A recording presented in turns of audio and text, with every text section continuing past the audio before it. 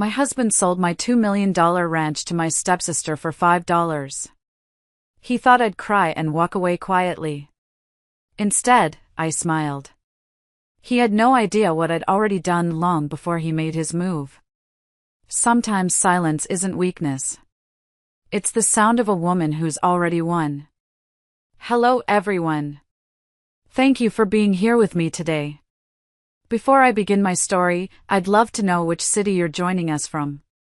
Please feel free to share in the comments. Now, let me take you into this story. My name is Beverly. Some of you might know me from around town, always in my dusty truck, smelling faintly of hay and horses. For 25 years, that's been my life. My sanctuary. My legacy. I built a $2 million ranch from nothing but my father's life insurance and a whole lot of grit. And my husband of 18 years sold it to my stepsister for $5. He thought I'd break. He thought I'd cry and just walk away. Instead, I smiled. He had no idea what I'd already done, long before he ever made his move. Sometimes, silence isn't weakness. It's the sound of a woman who's already won. It all started on a Tuesday, a day so ordinary it hurt to look back on. The air in the feed store parking lot was thick with the sweet, earthy smell of grain and the heat shimmering off the asphalt. I was loading the last of my 50-pound bags of feed into the bed of my Ford F-150, the muscles in my back and arms moving with a familiar rhythm. It was a rhythm I'd perfected over 2 decades of this life. Steady. Controlled. Dependable. That's when her car pulled in.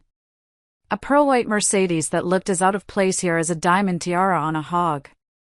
It purred where my truck rumbled. My stepsister, Mavis, unfolded herself from the passenger seat. She was 10 years younger than me, all sharp angles and store-bought glamour, wearing white linen pants that wouldn't last 10 seconds in a real barn. She was holding a sheaf of papers, waving them like a victory flag in a war I didn't even know I was fighting. Beverly! Just the woman I was looking for, she called out, her voice pitched loud enough for old Tom Murphy, the store owner, and a few other customers to hear. I didn't stop my work. I hefted another bag, the rough burlap a comforting weight in my gloved hands, and swung it into the truck bed. Mavis. What do you want? She sauntered over, her heels sinking slightly into the gravel with each step. Just wanted to thank you for the ranch, she said, a sickly sweet smile plastered on her face. $5 was more than generous. She thrust the papers toward me. It was a deed transfer. And there, at the bottom, was a clumsy, bloated forgery of my signature.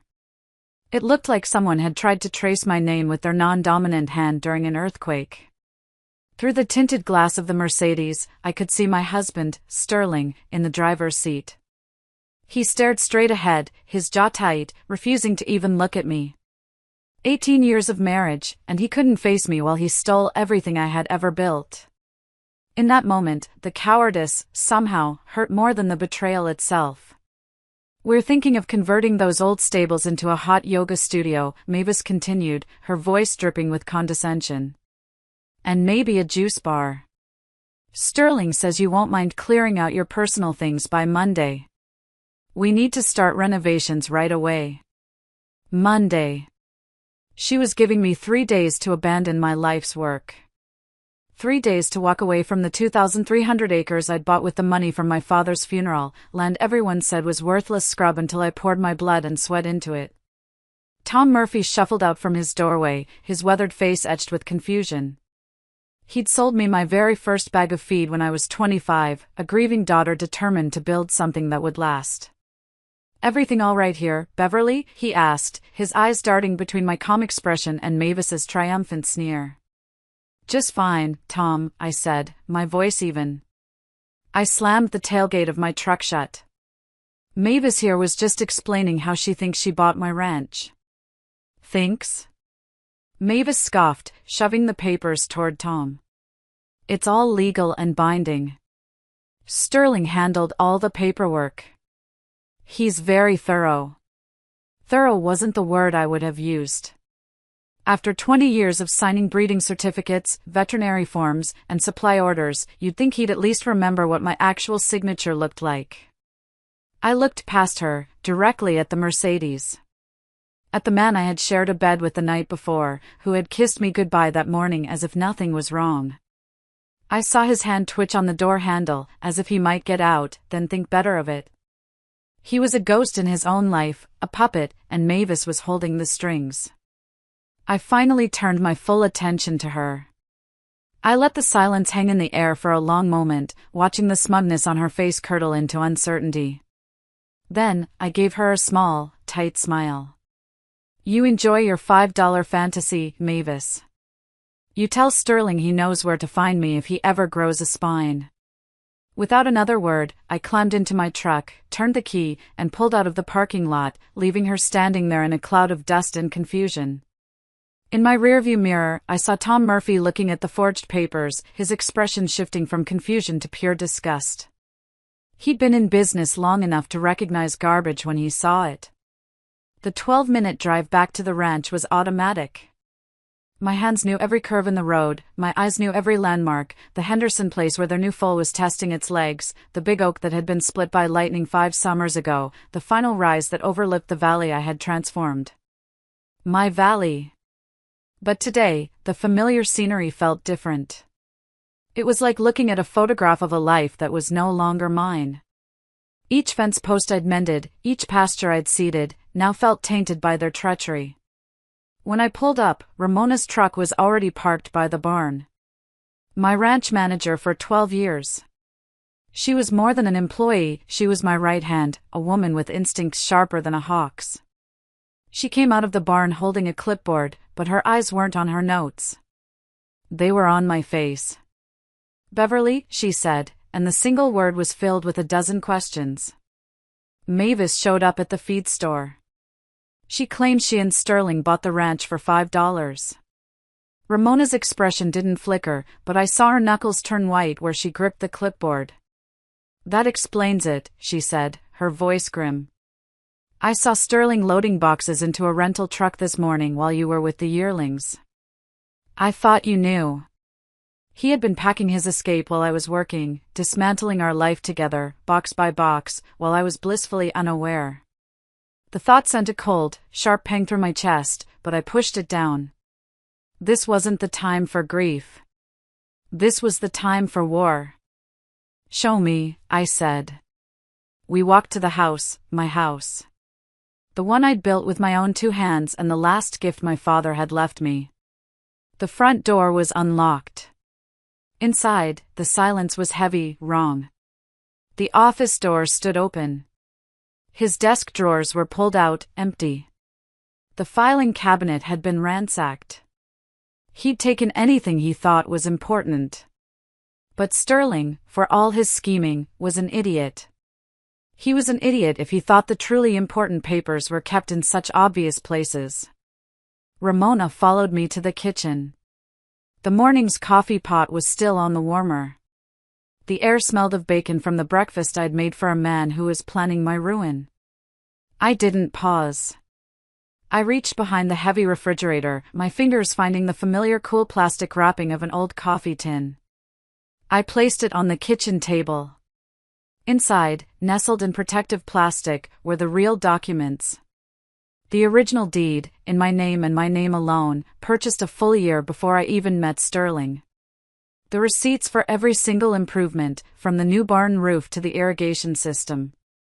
The meticulously kept breeding records that proved the value of the bloodlines I had developed. And something else. Tucked at the bottom was a folded hotel receipt from 3 weeks ago. The Riverside Hotel. Champagne, room service for 2. And a handwritten note on the back, "Can't wait for our new beginning. Love, M."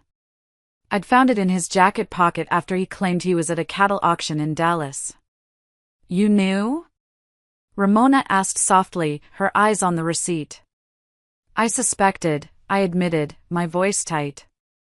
I'd seen signs. Late nights he couldn't explain, a new scent on his shirts. Mavis getting a little too familiar. But suspicion and proof are 2 different things. My mind raced back. Mavis had come to live with us 7 years ago. Her mother, my father's second wife, had passed away, leaving her with nothing. I took her in.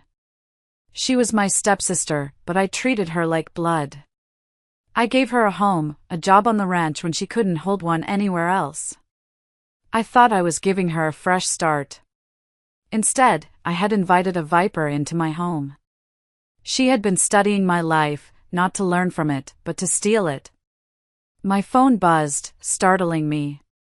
It was Sterling's sister, Margaret. I'd been ignoring her calls, but now, I answered. "Beverly, thank God," she sounded frantic. "I've been trying to warn you. Sterling's been asking me all sorts of questions about property law, about how to transfer deeds. He thinks because you let him handle the taxes, he has some kind of claim. I told him that's not how an inheritance works, that's not how anything works, but he wouldn't listen. He filed something at the courthouse, Beverly. You need a lawyer. Now. He already tried, Margaret. And I have one." I hung up and looked at Ramona.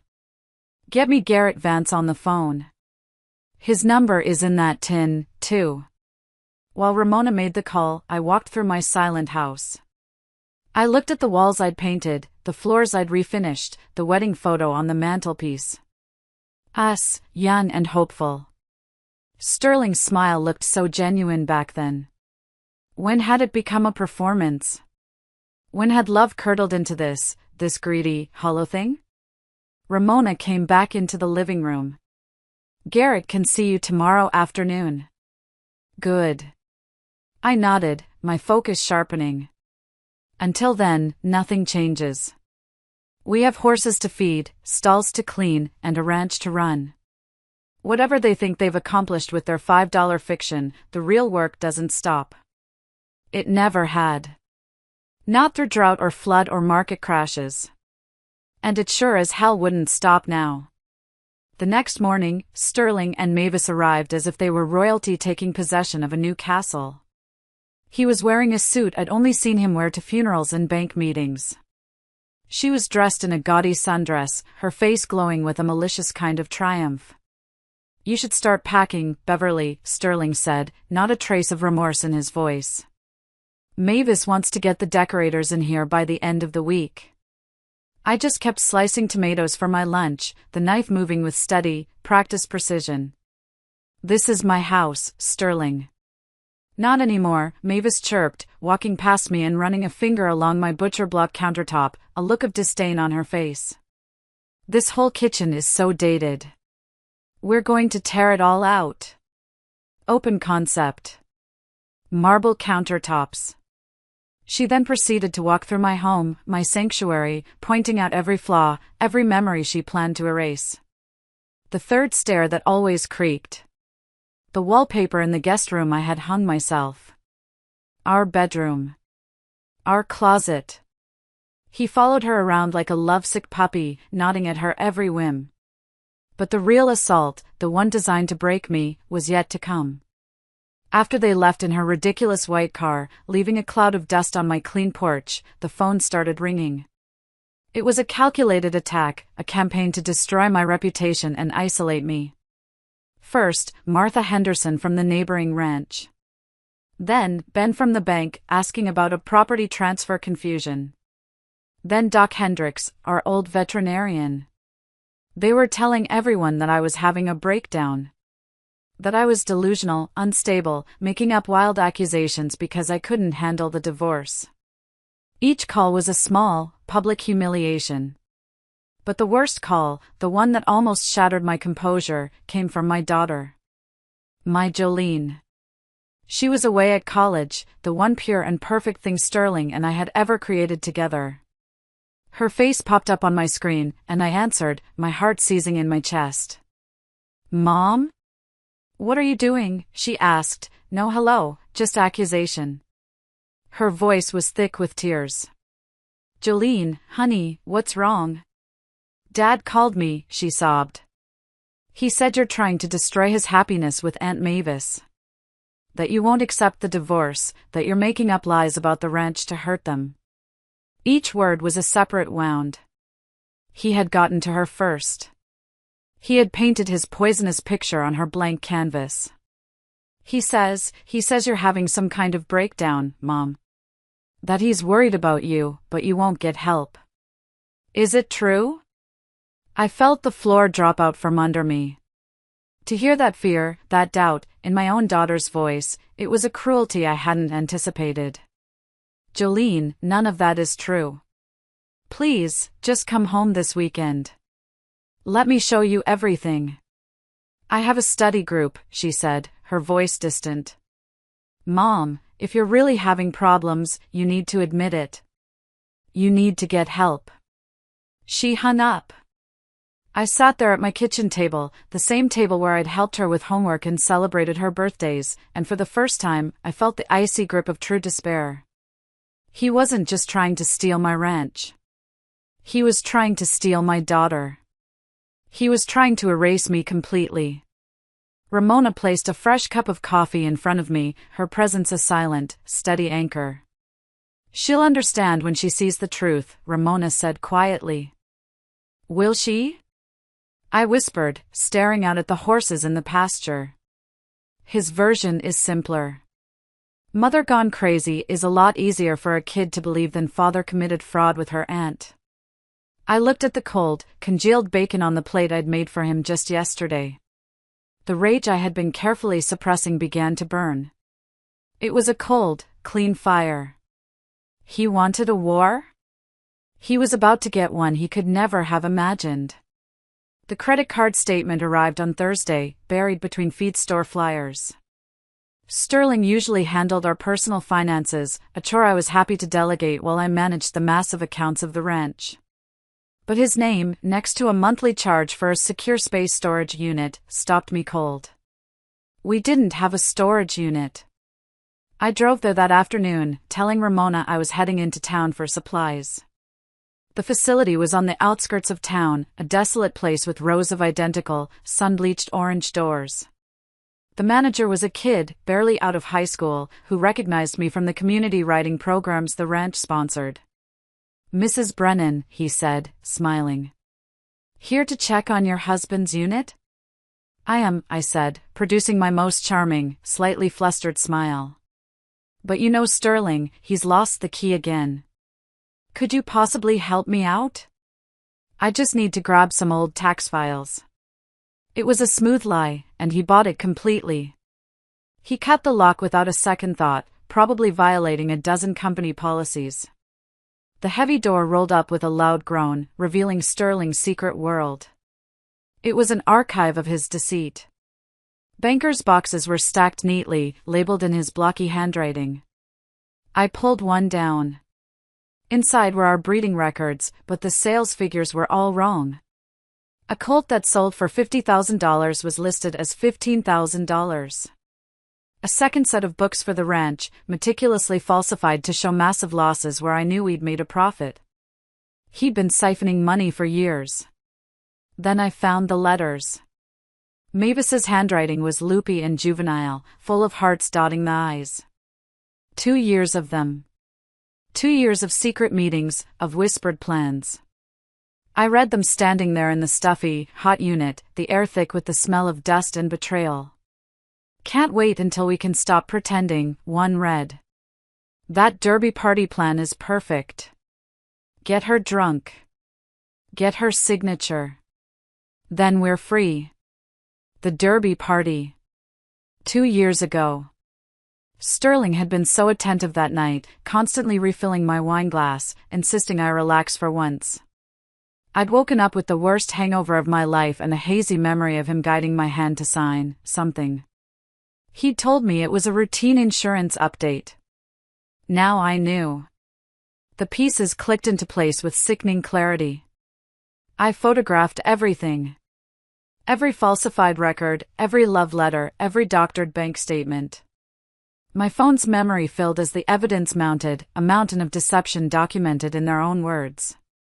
The last box held receipts for jewelry I'd never seen, resort bills from trips he'd supposedly taken for business, expensive dinners for two while I was home working late. When I got back to the ranch, I found Ramona in the barn office. She had a grim look on her face and a folder in her hand. "I should have told you sooner," she said, closing the door. I kept hoping I was wrong. She spread her own collection of evidence on the desk. Emails she'd intercepted. Copies of documents she'd made before Sterling could destroy them. 3 months ago, he tried to sell Thunder's Pride, our foundation stallion, claiming I was too emotional to handle the negotiations. He'd been creating fake death certificates for horses to sell them off-book. "Why didn't you tell me?" I asked, my voice hollow. "Because you seemed happy," she said, her own voice cracking. "I didn't want to be the one to." "You protected the ranch," I cut her off, my voice firm. "That's what matters." Together, we traced the money trail. Phantom veterinary bills for procedures never performed, medications never purchased. Dr. Hendrix's signature forged dozens of times. The total was staggering, approaching $400,000 over 3 years. But the final, most violating discovery came late that night. I remembered an old cloud storage account I'd set up for the ranch years ago, one Sterling had forgotten I had administrator access to. At 2 a.m., I logged in. His phone had been automatically syncing to it for years. 2 years of their text messages sprawled before me. "Sterling, she's mucking out stalls again. The stupid cow probably doesn't even know what this ranch is really worth. Mavis, let her play in the dirt. We'll be sipping champagne soon." They mocked my routines, my dedication, my trust. And then I saw the photos. Photos of them on a beach in Cabo during what he'd called a business conference. Photos of them in restaurants I thought he'd gone to with clients. And then, the one that made me run to the bathroom and throw up. A photo of them together, in my bed, tangled in my grandmother's quilt. It was taken last spring, while I was at the Kentucky Horse Show. Mavis's caption read, "Her bed is more comfortable than mine." #upgrade. It wasn't just betrayal. It was desecration. They had defiled every sacred space in my life. The rage that had been simmering inside me finally boiled over. It was no longer just about getting my ranch back. It was about making them pay for every lie, every theft, every moment of humiliation. They hadn't just poked a sleeping bear. They had set her den on fire. The next morning, I was in lawyer Garrett Vance's office at 6 a.m. His eyes were sharp, alert, and he already had a stack of documents waiting for me. He'd been reviewing the evidence Ramona and I had sent over during the night. "Beverly," he said, getting straight to the point, "this is bad. But it's worse for them than it is for you." He laid out the county records. "First, the deed is entirely in your name. It was purchased with inheritance money from your father's estate before you and Sterling were married. His name is on the tax documents for convenience only. Legally, he has zero claim to the property itself. The $5 sale is fraudulent on its face and will be easy to overturn." I felt a sliver of relief, but the knot in my stomach remained. "What about the Derby party? What did I sign?" Garrett leaned back in his leather chair, and for the first time, a grim smile touched his lips. "Ah, yes. The Derby party. Sterling mentioned to me a few months before that he wanted you to sign a power of attorney agreement, giving him more control over the ranch's assets. I advised against it, strongly." "So what did he have me sign?" I pressed, my heart pounding. "He probably thought it was a power of attorney, or a property transfer document he'd downloaded from the internet," Garrett said, pulling out a folder.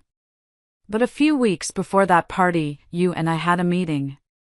You were worried about protecting the ranch for Jolene's future, in case anything ever happened. At my recommendation, I drew up a post-nuptial agreement. It explicitly states that in the event of a divorce, the ranch and all assets derived from it remain your sole and separate property." He slid the document across the desk. I left a copy in your desk drawer. It seems that on the night of the party, in his drunken haste to deceive you, he grabbed the wrong papers. I stared at the document. There they were. My signature, a little shaky from the wine. And right below it, Sterling's own confident scrawl. He had been so focused on getting me drunk enough to sign, he hadn't bothered to read what he was signing himself after his own celebratory drinks. He accidentally protected you from himself, Garrett stated, the irony thick in his voice. This document is ironclad. Filed, sealed, and legally binding. He played himself. I started to laugh. It wasn't a happy sound. It was a wild, unhinged sound of pure, incredulous relief. The sheer, idiotic arrogance of it all. He had built his own cage and handed me the key. What about the money he stole? I asked, my voice sobering. That's where we hit him back, Garrett said, his expression turning to steel. We'll file criminal charges for embezzlement. We'll also file liens against him personally for 20 years of unpaid labor, your labor, in developing this ranch, calculated at market rates. Between the fraud and the back pay, we're looking at claims of over $1.8 million. Even if his fake sale was legal, which it isn't, these liens would prevent any transfer of assets. We will drain him of everything he has. I sat there, surrounded by the evidence of a betrayal so complete it should have destroyed me. Instead, I felt a strange sense of clarity. Every gut feeling I'd suppressed, every red flag I'd ignored, it was all real. I wasn't crazy. I was right. File it all, I told Garrett, my voice cold and steady. Every lien, every charge. Don't hold back. This is going to get ugly. It's already ugly, Beverly, he replied. Now, we make it legal. Returning to the ranch, I felt a shift inside me. The fear was gone, replaced by a chilling sense of purpose. If they wanted me to be the crazy, broken woman, then that's exactly what I would become. It was time for the performance of a lifetime. The next day, a quiet man named David Park, an investigator recommended by Garrett, arrived at the ranch disguised as a potential buyer for a yearling. While I walked him around the arena, discussing bloodlines and temperament, he was expertly planting listening devices, tiny buttons smaller than a dime, in the kitchen, the living room, and the office. Legal in this state for a property owner protecting against fraud, he'd said. Just act completely normal. Let them hang themselves with their own words. And so, I did. I leaned into the role of the defeated wife. When Sterling came by to grab more of his things, I didn't argue. I just watched him with sad, empty eyes. I packed him a lunch for the road, turkey on wheat, crusts cut off, just how he liked it. I even asked if he needed any of his shirts ironed. The act was so convincing it unnerved him. He expected fights, tears, screaming matches. He got quiet compliance. It made him and Mavis careless. The pinnacle of my performance came that Thursday. Sterling brought Mavis over for dinner. In my house. At my table. Hope you don't mind, he said, not even looking at me. Mavis wanted to see the kitchen in the evening light to plan the demolition. Of course not, I said with a weak, watery smile. Whatever makes you happy, Sterling. I served them pot roast, his mother's recipe. I set the table with our everyday plates, not the good china, that would seem too bitter. I moved around the kitchen with a slow, listless energy, my shoulders slumped. They sat at my table, the table where my daughter had done her homework for 12 years, and they talked about my home as if I wasn't even there. We're thinking marble countertops, Mavis announced, gesturing with her fork at my worn butcher block. And we'll definitely knock out that wall. It needs to feel more open, more modern. Interesting choice, I mumbled, passing the potatoes. Sterling, emboldened by my apparent submission, grew arrogant. He reached across the table and took Mavis's hand. You should be grateful Beverly isn't fighting this, he said to Mavis, but his words were for me. She knows she couldn't have managed this place alone anyway. It was always too much for her. Every word, every smug admission of their scheme was being captured by David's devices. They were happily confessing to conspiracy over a meal I had cooked for them. Later that evening, after they had left, I sat in the dark kitchen, the silence buzzing with the ghosts of their voices. Playing the victim was the most exhausting thing I had ever done. It scraped against every fiber of my being. But I knew, with a certainty that settled deep in my bones, that every faint tear and every trembling lip was another nail in their coffin. A few days into my performance, I could see Mavis was growing impatient. She had the deed, she had the man, but she didn't have the money. Sterling's personal accounts were modest, the real wealth was tied up in the ranch's operating accounts, which, to his immense frustration, he discovered he could no longer access. My name, and my name alone, was on them. This led to the moment that gave me my first taste of sweet, satisfying revenge. On Saturday, Ramona called me from town. "Beverly, you're not going to believe this. Mavis is at Saddles and Silks, the new high-end equestrian boutique. She's got a pile of stuff at the counter. Looks like she's trying to outfit a whole new life." A wicked idea sparked in my mind. I still had the banking app on my phone, and full control over the joint credit card they thought was their ticket to luxury. "Keep me on the line, Ramona. Just act like you're shopping," I said, my heart starting to beat a little faster. Through the phone, I could hear Mavis's loud, grating voice. "I'll take the Italian leather saddle, the one with the crystal inlays. And those custom boots. Oh, and 4 of those silk show blankets." She was putting on a show for the wealthy horse-set wives in the store, announcing her arrival as the new queen of the county. The total came to just over $9,000. "Just put it on this," I heard her say, her voice dripping with entitlement. I waited. I pictured the scene. The sales clerk running the card. And on my end, I opened the app. I saw the charge attempt to go through. Just as it was processing, with a tap of my finger, I reported the card as stolen and froze the account. There was a pause. "Ma'am," the clerk said, her voice audible through Ramona's phone. "It's been declined." "What?" Mavis squawked. "That's impossible. Run it again. The name is Sterling Brennan." "I did, ma'am." "Declined. Do you have another form of payment?" I could hear the murmurs from the other customers. I could picture Mavis's face, that smug mask of superiority cracking, her cheeks flushing a blotchy, furious red. "This is ridiculous," she hissed, her voice low and venomous now. "My fiancé owns the Brennan Ranch. There's millions in that account." The store owner, a woman I'd known for years, stepped forward. "Well, the Brennan Ranch business account is with Lily," she said, her voice cool and clear. "Always has been. I'm not sure what card you're trying to use, but it's not working here." Ramona had to stifle a laugh. She told me later that Mavis, utterly humiliated, threw the items down on the counter and stormed out of the store, her face a thundercloud. She had tried to buy a lifestyle she hadn't earned, and in front of the very people she was trying to impress, she was exposed as having nothing. That night, for the first time in weeks, I slept soundly.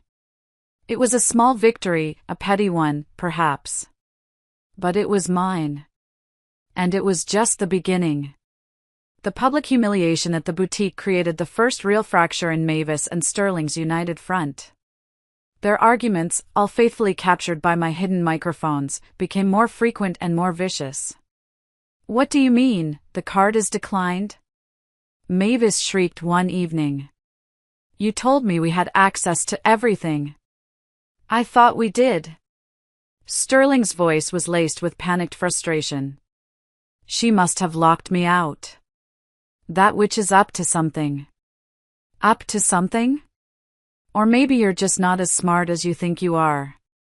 You promised me a certain lifestyle, Sterling. A yoga studio and European horses, not being embarrassed in front of the whole town. Listening to the recordings each night with Ramona became a dark ritual.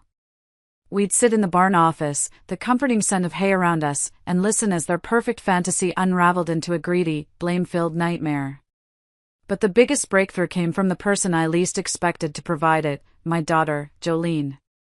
She came home that weekend, her face pale and her eyes shadowed with worry. She was stiff and distant with me, the poison her father had fed her still clouding her judgment. I didn't push. I didn't show her my mountain of evidence. Doing so would just make it my word against her father's. She needed to discover the truth for herself. On Sunday morning, while she was sitting at the kitchen table, scrolling through her phone, I approached her cautiously. "Honey," I began, my voice gentle. "Do you remember that old family cloud account I set up years ago? The one we used to use for photos before everyone got smartphones?" She looked up, confused. Vaguely. "Why?" "Your father was supposed to be in charge of it, but he was never very good with technology. He forgot the password years ago, and I had to reset it for him. I don't think he ever realized I still had administrator access." I paused, letting the implication hang in the air. "The password is Jolene S. First Ribbon 1998. I walked away, leaving her alone in the kitchen. I didn't know if she would look. Part of me was terrified of what she would find, of the pain it would cause her. But she was 20 years old. She wasn't a child anymore. She deserved the truth, and she needed to find it on her own terms. I went out to the barn and started mucking stalls, the physical labor a welcome distraction. An hour passed. Then another. Finally, the kitchen door opened. Jolene stood there, her phone clutched in her hand. Her face was ashen, her eyes wide with a horrified understanding. Tears were streaming silently down her cheeks. She didn't say a word. She just ran to me, wrapping her arms around my waist and sobbing into my shoulder. "Mom," she choked out. "Oh, Mom. I'm so sorry. I didn't know. I saw everything." She had seen the texts. The photos. The casual cruelty. The 2 years of lies. She had seen her father and her aunt for who they truly were. I held my daughter tight, stroking her hair. The wall between us had crumbled. I had my daughter back. And now, I had a new, determined ally. With Jolene on my side, the next phase of my plan could begin. It was time to stop just defending and start actively dismantling their alliance. I knew their relationship was built on a foundation of greed, not love. All I had to do was introduce a little doubt, a little paranoia, and let them tear each other apart. My target was Sterling's biggest insecurity, his fear of being played for a fool. And Mavis's weakness? A secret, reckless past he knew nothing about. Before Mavis came to live with us, she drifted for a few years, leaving a trail of bad debts and questionable acquaintances. One of those acquaintances was a sleazy character from her past involved in backroom poker games. It took my investigator, David, less than a day to track him down. A few $100s was all it took to secure his cooperation. The plan was simple. I needed to sow a seed of doubt in Sterling's mind. And the perfect person to plant that seed was Betty, the town's most notorious gossip, who happened to owe me a favor after I'd helped her trailer her prize-winning mare out of a ditch last winter. I called Betty. "Betty, I need you to do something for me, and you have to make it look like an accident. Next time you see Sterling at the diner, I need you to mention you saw Mavis talking to a very shady-looking man over by the old warehouse. Tell him the man looked like a debt collector, and Mavis looked terrified." Betty, who lived for this kind of drama, agreed with glee. 2 days later, it happened. Sterling was having his morning coffee at the town diner. Betty, playing her part to perfection, ran into him and, in her breathless, gossipy way, delivered the lines I'd fed her. The effect, as I heard on the recordings later that night, was immediate. "Sterling, who was that man you were talking to yesterday by the warehouse?" Mavis, what man? I wasn't near the warehouse. I was getting a manicure. Sterling, don't lie to me, Mavis. Betty saw you. She said he looked like a loan shark. Are you in some kind of trouble? Do you have debts I don't know about? Mavis, that's ridiculous. Betty is a crazy old bat. You believe her over me? After everything we've planned? The seed was planted. He no longer saw her as his partner in crime, but as a potential liability. He started questioning her every move, checking her phone. The recordings became a symphony of suspicion and accusation. He accused her of having secrets, she accused him of being a paranoid, controlling fool who couldn't even secure the money he'd promised. They were so busy watching each other, they never saw me coming. Their alliance was crumbling from the inside out, just as I had planned. All it took was a little push, a whispered rumor, and their foundation of greed began to crack under the pressure. The financial pressure was getting to Mavis. Her dream of a luxury lifestyle was slipping through her fingers, and her patience was wearing thin. She was becoming reckless. And I was ready for it. Part of my investigator's work had been to install a few extra security cameras, not just the obvious ones on the exterior of the barn, but tiny, hidden ones. One was disguised as a smoke detector in the office ceiling, positioned perfectly over the antique fireproof safe where I kept the original, signed breeding certificates for my most valuable horses. Those papers were worth a fortune, proof of lineage that was irreplaceable. One night, listening to the live feed from the house, I heard it. A furious, whispered argument. Sterling was leaving to meet with a potential investor, trying to get a loan against the value of the ranch he didn't legally own. Mavis was furious he was leaving her behind. Mavis, so you just leave me here with no money while you go play the big shot? Sterling, it's not playing. I'm trying to solve our cash flow problem. Just stay put.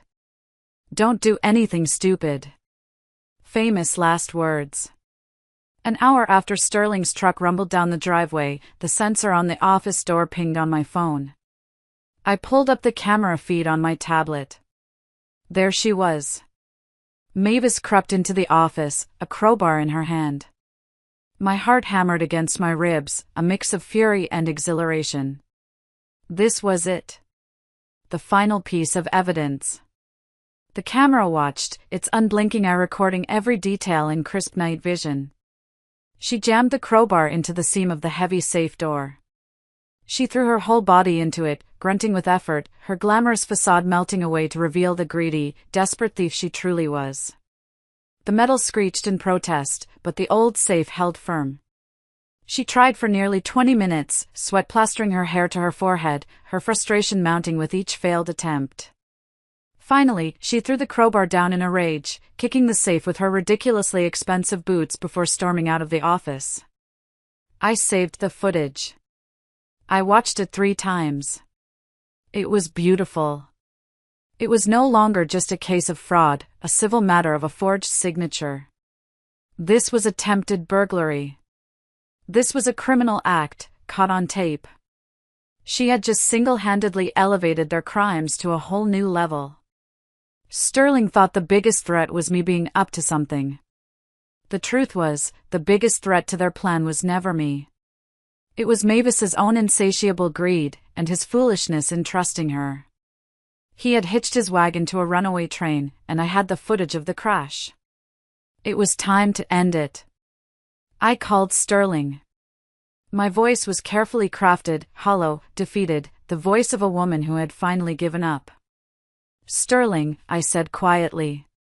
I can't fight anymore. You win. I just want to say goodbye properly. For the sake of the years we had. Let's have one last dinner. At the Sterling Room. Tonight. Just for closure. There was a pause. I could hear him whispering to Mavis in the background. His voice came back on the line, suspicious but intrigued. Fine, Beverly. But no drama. No drama, I promised. I arrived at the restaurant at 6:30 p.m. The Sterling Room was our place, where he'd proposed, where we'd celebrated anniversaries. The irony was delicious. I chose a table in the center of the room, with clear sight lines all around. My team was already in place. Garrett Vance, my lawyer, sat at the bar, looking like any other businessman nursing a club soda. David Park, the investigator, was at a small table by the kitchen. And in a quiet corner booth, Detective Rachel Morrison from the Financial Crimes Unit was enjoying a salad, just another diner on a Tuesday night. At exactly 7, they arrived. Mavis was wearing a black dress that was trying too hard, and around her neck, a string of pearls. My grandmother's pearls. The ones Sterling had claimed were lost during a move years ago. Seeing them on her throat sent a hot flash of rage up my neck, but I kept my expression placid. "You look tired, Beverly," Sterling said as he sat down, a cruel smirk playing on his lips. "Hospital stays will do that to you," I replied evenly, referencing the fake story they'd spread about my breakdown. They ordered champagne, the expensive kind, and charged it to what they assumed was their ranch account. I gave the waiter a subtle nod. "Let them." "To new beginnings," Sterling said, raising his glass. "To endings," I countered, lifting my water. "And to the truth." Mavis giggled, a sound like breaking glass. "The truth? That's rich, considering you've been living in denial for weeks." "Have I?" I said, leaning forward slightly. "Let's talk about the truth. Let's talk about the derby party 2 years ago. You needed me drunk, didn't you, Sterling? To sign some papers." His champagne glass stopped halfway to his lips. "But you were drunk too. Drunk enough that you grabbed the wrong folder and signed a postnuptial agreement that guarantees the ranch stays mine in any divorce." Mavis's giggle died. "That's not possible." "Oh, it's very possible. Just like it was possible for me to find your secret storage unit, with your 2 sets of books and all your love letters." I pulled out my phone. "Your texts are particularly interesting. But the audio recordings are my favorite." I hit play.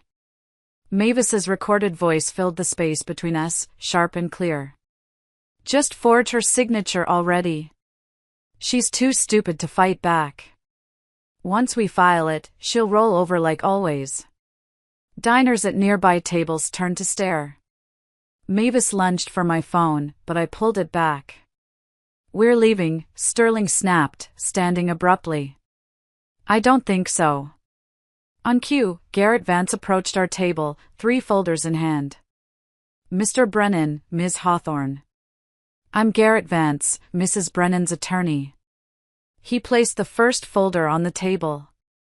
"This is the irrevocable trust that has protected the ranch for the last 6 weeks. Your fraudulent sale is legally void." He opened the second folder. "This is the evidence of $400,000 in embezzlement. A federal crime." Mavis shrank back. "I didn't know about that." "Your signature is on several of the deposit slips," Garrett noted coolly. "And then there's folder 3. The IRS issue. Your $5 purchase price is considered a gift. You owe gift tax on the full market value of the property. That will be approximately $600,000. Due immediately." That's when Mavis truly lost it. $600,000? "You told me this was all taken care of, you useless old man," she shrieked at Sterling.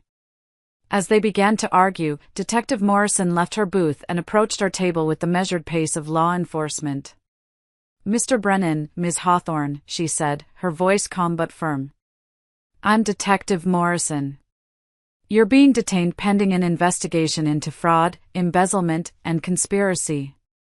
"Wait," I said, holding up a hand. "There's one more thing you should see." I placed my tablet on the table and hit play. The entire restaurant watched in stunned silence as the grainy, night vision footage showed Mavis, crowbar in hand, trying to break into my safe. The color drained from Sterling's face. He stared at Mavis, not with anger, but with the horrified realization that he had tied his fate to a common criminal. "This is your fault," Mavis screamed, pointing a trembling finger at me. "You drove him to this. You were always so perfect, so strong. I hate you." "Ma'am, please," Detective Morrison said, as two uniformed officers entered the restaurant. As they were cuffed and led away, Sterling turned to me, his confidence finally shattered, his eyes pleading. "Beverly, please. 18 years. Doesn't that mean anything?" I looked at the man I had once loved, the man who had tried to destroy me. "It meant everything," I said, my voice devoid of all emotion. "Until you decided it meant nothing." When the doors of the restaurant swung shut, cutting off Mavis's final, hysterical shriek, a profound silence fell over our table.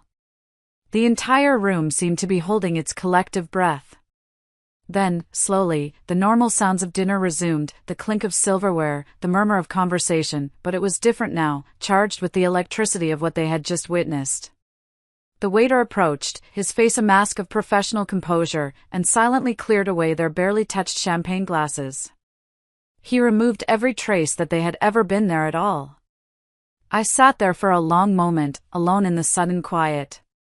I looked at my simple glass of water, its surface still and calm. The storm had passed. The war was over. If you are still listening to me now, if you have journeyed with me to this point, would you do me a small kindness? Please, take a moment to like this video, and just type the number 1 in the comments below. It lets me know that you're out there, that my story has reached you. It tells me that you've been walking alongside me through all of this. Your support, even something so simple, is a tremendous encouragement, a light in what has been a very long, dark tunnel. Please, just comment with the number 1 so I can see you. And now, let me tell you how it all ended. The courtroom was a sterile, impersonal place, smelling of old wood and floor polish. It felt a world away from the earthy, honest scent of my ranch. Sterling and Mavis sat at the defendant's table, looking small and deflated in their street clothes. Mavis had a high-priced lawyer who looked deeply unhappy to be there. Sterling had a public defender who looked exhausted. There was no grand, dramatic trial. With the mountain of evidence against them, the forged documents, the bank records, the audio recordings, and the cherry on top, the crystal-clear video of the attempted burglary, it was an open-and-shut case. Mavis's lawyer, seeing no way out, had her plead guilty to lesser charges in exchange for her testimony against Sterling. She stood up in court and, with tears that nobody believed, painted herself as a victim, a woman manipulated by a charismatic older man. She threw him under the bus without a second thought. The most difficult part was when Jolene had to take the stand. She walked up there, her chin held high, and looked directly at her father. She told the court, in a clear, steady voice, how he had called her at college, how he had tried to turn her against me, how he had tried to use her as a pawn in his sick game. When his lawyer tried to cross-examine her, asking if she wasn't just angry at her father for the divorce, she looked the lawyer dead in the eye and said, "I'm angry that he tried to steal from the woman who raised me while he was sleeping with my aunt. I'm angry that he's a thief and a liar." You could have heard a pin drop. The judge was a no-nonsense woman in her 60s. She looked at Sterling with utter contempt. The sentencing was swift. For fraud, conspiracy, and embezzlement, Sterling received a sentence of 5 to 7 years in a state prison. Mavis, because of her testimony, received 2 years of probation. But the judge wasn't done. She ordered Mavis to pay restitution for her share of the embezzled funds. And, as Garrett had predicted, the IRS came after her for the gift tax on a $2 million property. The financial penalties would cripple her for the rest of her life. Finally, the judge looked at me. "The property known as the Brennan Ranch," she declared, her voice ringing with finality, "is confirmed as the sole and separate property of Mrs. Beverly Brennan. All fraudulent claims are permanently voided." The gavel fell. It was over. Life doesn't just snap back to normal after an earthquake. The shaking stops, yes, but then you have to walk through the rubble, check the foundations, and decide what's worth saving and what needs to be torn down. The first 6 months after the trial were my time in the rubble. The town, God bless them, tried. Casseroles showed up on my porch like clockwork for a solid month: tuna noodle, lasagna, shepherd's pie. It was their way of saying sorry, of admitting they'd chosen the wrong side. I appreciated the gesture, I truly did, but the food often sat in my fridge, a reminder of the public spectacle my private pain had become. The awkwardness was the hardest part. I'd be at the feed store, and Martha Henderson, the same woman who'd whispered about me, would make a big show of coming over. "Beverly, honey, I just feel awful," she'd say, her voice loud enough for everyone to hear. I should have known better. That Mavis, she always had a shifty look about her. I'd just nod and give a tight smile, because what else could I do? Saying it's okay felt like a lie, and saying you're right, you should have known better felt cruel. So I lived in that quiet, uncomfortable in-between. There were practical things, too. The endless paperwork of the official divorce. Sitting across from Garrett Vance one last time to sign the final decree felt less like a victory and more like an amputation. It was the severing of a part of my life, a part that had turned gangrenous, but a part of me nonetheless. That night, I didn't celebrate.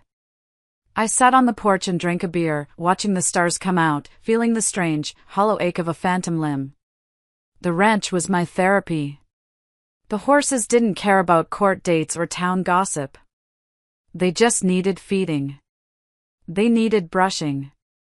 Their simple, honest needs grounded me. I'd spend hours just grooming Thunder's Pride, the magnificent stallion Sterling had tried to sell. I'd lean my forehead against his warm, powerful neck and just breathe, inhaling the scent of horse and hay, and exhaling the last remnants of fear and betrayal. The rhythm of the ranch, the 4:30 a.m. wake-up call, the chores, the exhaustion at the end of the day, it was the only thing that felt real, the only thing that kept the ghosts at bay. Then, about 6 months after the trial, the letter arrived. It came in the regular mail, tucked between a catalog for fencing supplies and a bill from the vet. The envelope was cheap, thin, and the return address was stamped in stark, black ink, Coleman Correctional Facility. His handwriting, once so familiar on birthday cards and grocery lists, now looked alien, like a relic from another lifetime. My first, visceral instinct was to tear it to shreds. My second was to throw it, unopened, into the fire. But I did neither. I placed it on the kitchen counter and just stared at it, a venomous little white rectangle in the heart of my home. For a full day, I walked around it, avoided it, my eyes skittering past it as if it might bite. What could he possibly have to say that I needed to hear? Excuses? Blame? A pathetic plea for pity? Jolene saw it sitting there when she came home from her classes. From him? She asked, her voice flat. I just nodded. She looked at me, her eyes full of a wisdom that pained me. You don't have to read it, Mom. You don't owe him anything. Not even that. She was right. I didn't owe him a thing. But I realized, standing there in my kitchen, that this wasn't about him. This was about me. This was the last piece of rubble I needed to clear away. The next morning, I took the letter, still sealed, and walked out to the burn barrel behind the barn. The air was crisp, the sky a brilliant, cloudless blue. I didn't have a grand ceremony. I just struck a match, the sulfur flaring to life, and held the small flame to the corner of the envelope. I didn't need to read his words. I didn't need his apologies or his regrets, because they weren't for me. They were for him, a desperate attempt to soothe his own conscience. But his conscience wasn't my burden to carry anymore. Forgiveness, I'd finally understood, isn't about wiping the slate clean for the person who hurt you. It's not about letting them back into your life. It's about letting the poison out of your own heart. It's about telling yourself, this no longer has power over me. It's a gift you give yourself. And my forgiveness was for me to find peace, not for him to find absolution. I watched as the paper caught, the flames greedily consuming the thin envelope. For a brief second, I saw his handwriting, Beverly, curl and blacken before turning to ash. I thought about the man who had written it, sitting in a concrete box, remembering the wooden walls we'd built together. I thought about him tasting regret in his instant coffee, a pale imitation of the rich, dark roast I used to brew every morning. I felt a flicker of something, not pity, but a profound sadness for the man he could have been, for the life he had so carelessly thrown away. The smoke drifted up into the brilliant blue sky and disappeared without a trace. I was letting him go. I was letting go of the woman I used to be, the wife who had loved and trusted him. I was letting go of the hurt, the rage, and the suffocating weight of his betrayal. As the last of the ash drifted away on the breeze, I took a deep breath, and for the first time, it didn't feel like there was a band tightening around my chest. It just felt like air. Clean, fresh, and free. The act of burning that letter felt like the true end of the old era and the real beginning of the new one. A few weeks later, Jolene and Ramona told me they had a surprise for me. They led me out to the main road, their faces beaming with a shared secret. There, leaning against the old oak tree, was a brand new sign, beautifully carved from dark, rich cedar. The old, faded Brennan Ranch sign was gone. In its place, in an elegant, flowing script, were the words, Second Chance Ranch. Beneath the name was the silhouette of a running horse, its head held high, mane flying in the wind. Tears sprang to my eyes, but for the first time in a long, long time, they were happy tears. "It's not for him, Mom," Jolene said softly, squeezing my hand. "He had his chances. This is for us. For the horses nobody wanted. For the kids." It was the most perfect gift I had ever received. It was a new name for a new life. And what a life it has become. My old dream, the one Sterling had always dismissed as a charity case and a liability nightmare, is now the beating heart of this ranch. The therapeutic riding program for children with disabilities is thriving. We don't make a lot of money from it, parents pay what they can, and we absorb the rest, but the profit we turn is measured in milestones, not dollars. There's one little boy, Leo. When he first came to us, he was 7 years old, a tiny, fragile thing with eyes that seemed to hold all the world's sadness. He was nonverbal, lost in his own world of autism. His parents were at their wits' end. For the first few weeks, he wouldn't even get near the horses. He'd just stand by the fence, watching. We paired him with a gentle, old mare named Stardust, a rescue we'd saved from a kill pen. She was thin and weary, with sad eyes of her own. They were two broken souls. And somehow, they understood each other. One day, Leo reached out a trembling hand and touched her nose. Stardust just stood there, perfectly still, and let him. From that day on, a bond was formed. A few weeks later, as his mother stood by the arena fence crying silent tears, Leo leaned forward, wrapped his small arms around Stardust's neck, and whispered his first word. It wasn't Mama or Dada. It was Star. To see a child find his voice, to see a rescued animal find its purpose, that's a kind of wealth Sterling could never comprehend. That's the real treasure of this place. We still hear things, of course. This is a small town. The grapevine is always rustling. Betty, my gossip-in-chief, keeps me updated. Mavis, I'm told, moved back east. The irony is, she's working as a receptionist at a law firm.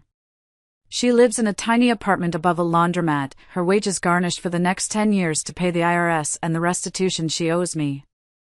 Her Instagram dreams of a luxury ranch life, of hot yoga and Arabian horses, have dissolved into the harsh, fluorescent reality of consequence. And Sterling, his sister Margaret, calls me every few months. She tells me he's a broken man. He spends his days in the prison library, reading old westerns, lost in a fantasy of a life he once had and destroyed. He writes letters he knows I'll never read. He is serving his time, not just in a cell, but in a prison of his own making, haunted by the ghosts of what he threw away. I feel no joy in his misery, only a quiet, somber sense of justice. He made his bed. Now he has to lie in it. Jolene decided to stay. She's finishing her degree at the state university an hour away, but her heart is here.